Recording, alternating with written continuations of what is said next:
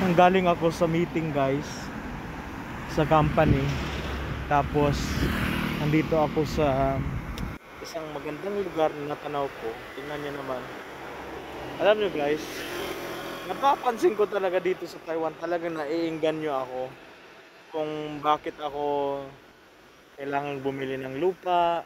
Kasi ito guys, ito siya, palayan siya dito guys. Tapos riles naman yung nandyan.